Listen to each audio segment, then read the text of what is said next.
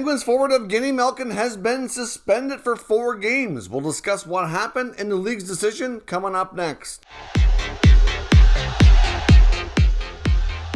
So welcome back to another video here at Top Shelf Hockey. As I mentioned, today we're looking at the suspension of Penguins forward Evgeny Malkin, who has been handed a 4-game ban by the Department of NHL Player Safety. Now, of course, we already discussed the incident briefly in last night's video, but just in case you don't know what happened, essentially on Sunday, the Penguins were doing battle with the Nashville Predators. At one point during the game, Malkin was basically battling for majority of the shift in the offensive zone with defenseman Mark Borowiecki. The Predators, they get tangled up at one point, and Borowiecki kind of grabbed onto him, was holding him a little bit, but then, of course, Malkin lost his temper once they kind of got untangled, turned around with a violent swing, knocked a stick out of Borowiecki's hands. Thankfully, he just hit the stick because it was a 2-hand slash. Knocked the stick out and then came straight up and cross-checked him right in the mouth. Pretty much got him right below the nose, right in the mouth area. Looked like he lost a tooth or two. I'm not sure how many, but there was blood. Teeth were flying. So obviously, Borowiecki doesn't have a lot of teeth to lose there, so I don't know the full extent of his dental injuries, but clearly, it was, a nasty situation. We knew a suspension was coming. We knew there was a hearing yesterday, but at the time of the recording of yesterday's video, the decision had not yet been announced. But now we know that the Department of Player Safety has given Malkin a 4-game ban. Now, in yesterday's video, I gave my opinion on the situation, saying he definitely deserved to be suspended, and that I thought he might get a similar, maybe 2-game suspension, similar to Auston Matthews. We saw the situation not that long ago in the past month here with Matthews against Rasmus Dahlin, where he cross-checked him, but it didn't get him directly in the mouth. He got him more in the neck, and it was more of a different situation from behind. There wasn't the injury per se like there was with Borowiecki, and also Matthews did not have any prior history. So, of course, factoring all that in, they went a little harsher on Malkin, which I guess I shouldn't be entirely surprised, but sometimes it can be difficult to gauge player safety's response. We saw a situation with a cross-check with Jonathan Drouin early in the season, and he was only given a fine. So you get a fine there. The Matthews ban gets 2 games, and now we get 4, so it's getting harsher as we go, but they are different players, different backgrounds. Evgeny Malkin has been suspended once before.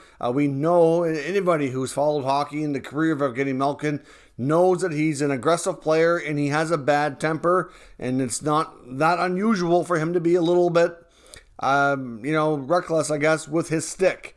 It's not the first time we've seen this happen. He was suspended in 2019, and he's been fined on 3 other occasions. So there's been 4 separate incidents with NHL player safety that they've either fined or suspended the player. So that certainly is relevant history that they factored in here. They called Malkin's cross-check both aggressive, retaliatory, and unnecessary.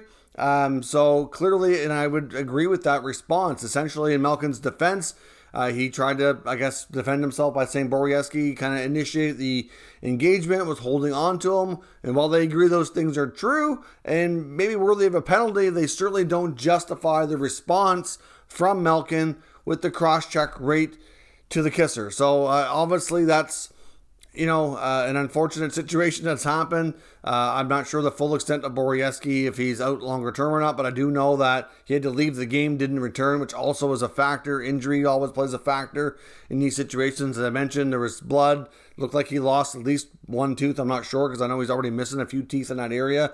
Borowiecki's not afraid of the rough stuff and has had his fair share of injuries over the years. So this is going to put Malkin in a bad spot with the Penguins. Clearly, we're getting near the end of this regular season.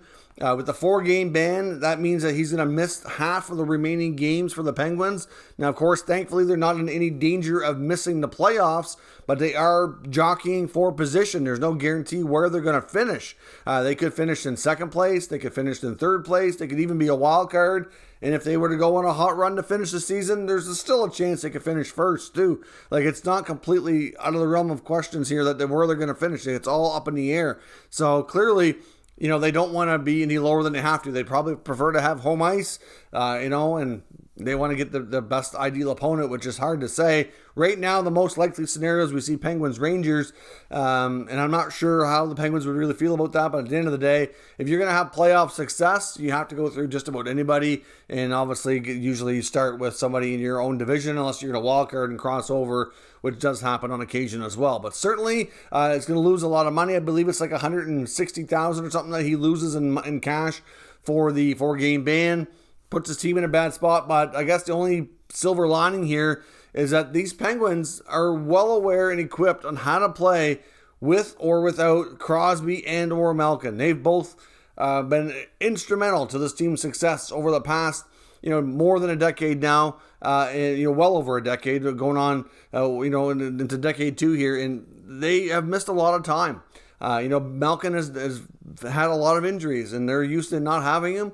So as much as he makes them better, and they'll always be a better team with Malkin in the lineup, they've had a lot of success when they haven't been able to play too. So that's certainly, I guess, encouraging from a Pens fan's perspective. So we'll see what happens, but obviously this is a 4-game suspension that will have a big impact here on Malkin. Let me know what your thoughts on NHL player safety.